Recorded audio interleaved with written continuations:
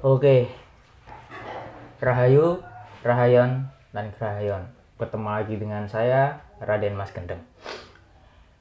Di sini saya ingin menjelaskan bahwasanya sesuatu yang disebut spiritual, supranatural, kebatinan itu adalah hal-hal yang berbeda. Jadi gini guys. Kita harus tahu dulu konsep makna spiritual itu apa, konsep makna supernatural itu apa, konsep makna kebatinan itu apa, kan gitu. Kebanyakan orang menyangka sesuatu hal yang bisa disangkut pautkan dengan yang gaib itu disebut spiritual. Apakah hal itu salah? Kalau menurutku hal itu nggak salah sih, dan nggak ada yang bisa menyalahkan hal tersebut karena memang sudah tertanam di pikiran-pikiran semua orang yang sebagian besar di negara ini sudah menanamkan bahwasanya spiritual adalah berhubungan dengan hal yang seperti itu. Kalau menurut pendapatku, spiritual adalah hubungan seseorang untuk memperdekat dirinya dengan yang maha kuasa, seperti halnya beribadah, semedi, bertapa, dan lain sebagainya. Sedangkan supranatural adalah kemampuan seseorang yang bisa menembus alam yang tak kasat mata dan bisa mengetahui sesuatu yang halus.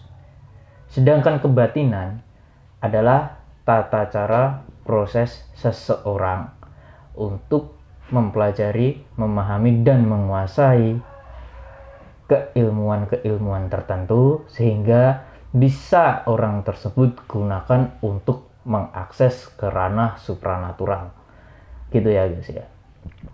Dari ketiga hal ini sebenarnya memiliki perbedaan yang sangat besar sekali, namun tipis.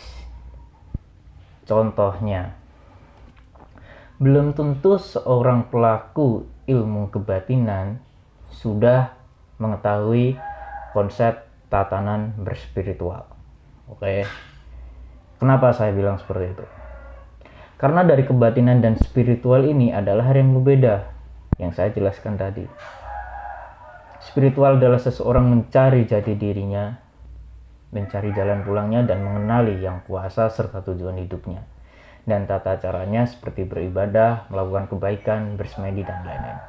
Sedangkan supranatural yang saya jelaskan tadi, yaitu sebuah kekuatan yang bisa mengakses ke ranah alam gaib atau yang tak kasat mata. Dan kenapa saya katakan pelaku kebatinan belum tentu memasuki ranah spiritual? Kebanyakan para pelaku kebatinan, tapi saya tidak menyebutkan semua ya, hanya kebanyakan para pelaku kebatinan adalah orang-orang yang stuck di situ. Jadi dia sudah terlalu nyaman tanpa dia mempelajari sesuatu yang lebih dari kebatinan tersebut.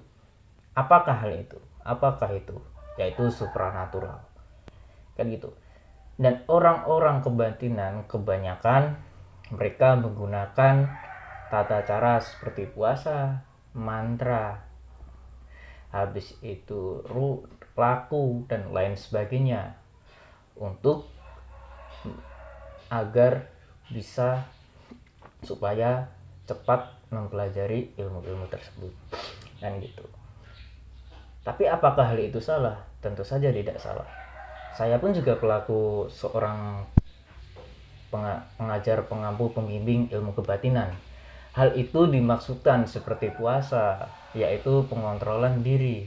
Ada yang namanya puasa mutih, ada yang namanya puasa ngerowot, ada yang namanya puasa manis, puasa pahit, puasa asam, puasa nikmat, dan lain sebagainya. Contohnya puasa mutih. Apa sih puasa mutih itu? Puasa mutih adalah suatu laku puasa seseorang yang hanya berbuka dengan nasi putih dan meminum dengan air bening dan rasanya tawar tanpa rasa. Apa tujuan melakukan puasa mutih? Agar seorang pelaku puasa tersebut menyadari bahwasanya sesungguhnya yang dicari adalah kehampaan alias kekosongan. Yang dicari bukan rasa, bukan warna, bukan bentuk, bukan wujud, tapi rasa kosong itu sendiri. Habis itu seperti puasa nikmat. Puasa nikmat itu adalah laku puasa yang melarang seseorang untuk memakan, menikmati, melakukan sesuatu yang dia anggap nikmat. Contohnya, aku tidur sangat nikmat. Jadi aku melakukan puasa nikmat, aku nggak boleh tidur. Aku makan ini sangat nikmat. Makan ayam goreng, aku nggak boleh makan ayam goreng. Bahkan aku makan nasi pun nggak boleh, karena bagiku itu masih terlalu nikmat. Jadi yang boleh dimakan adalah sesuatu yang tidak boleh dilakukan ketika kamu anggap itu nikmat. Untuk apa puasa nikmat itu dilakukan? Agar seseorang itu bisa belajar bagaimana menjadi seseorang yang bisa memahami penderitaan orang lain di kehidupan ini, kan gitu.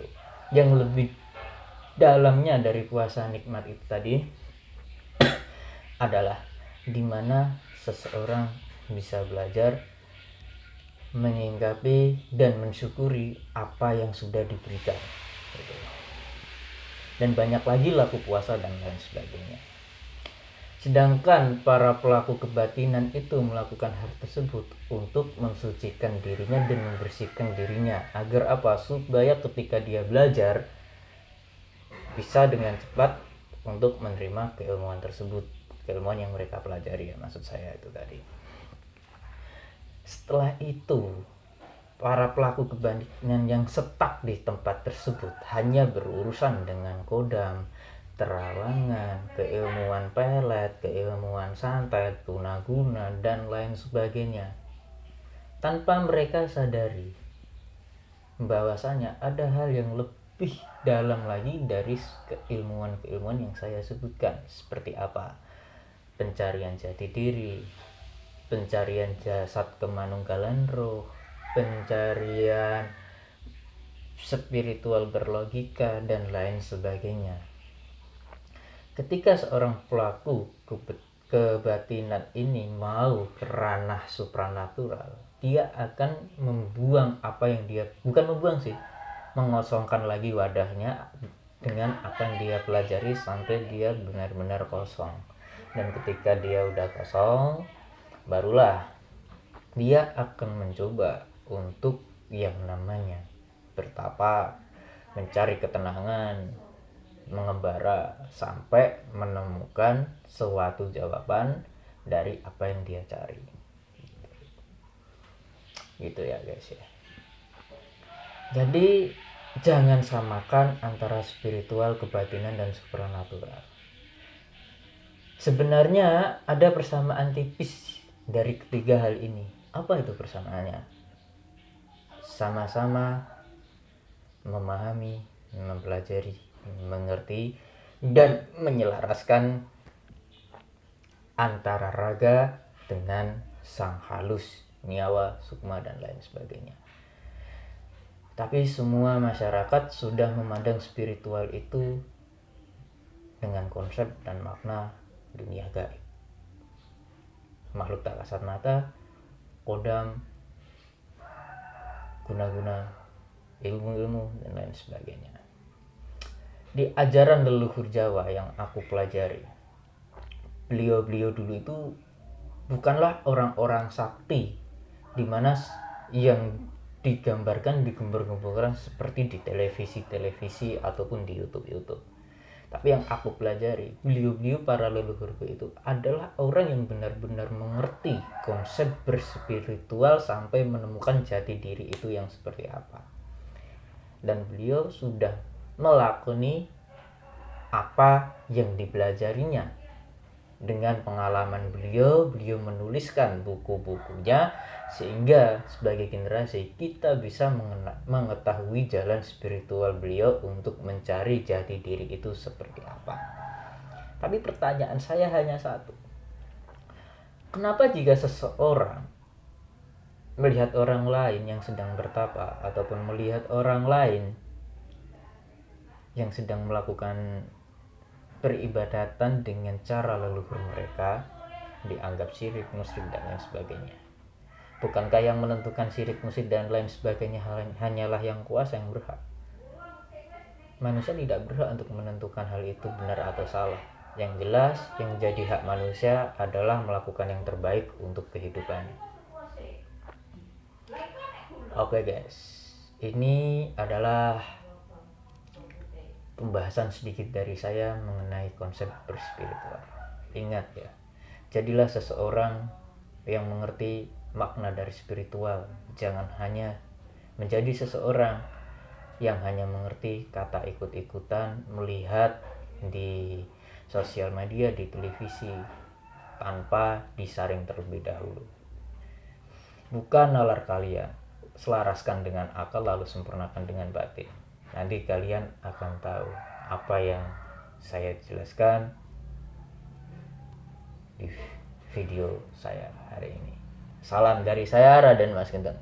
Next, kita sambung lagi. Silakan tulis di komentar pembahasan apa yang kalian request, dan silakan tulis pertanyaan di video berikutnya. Saya akan jawab pertanyaan tersebut.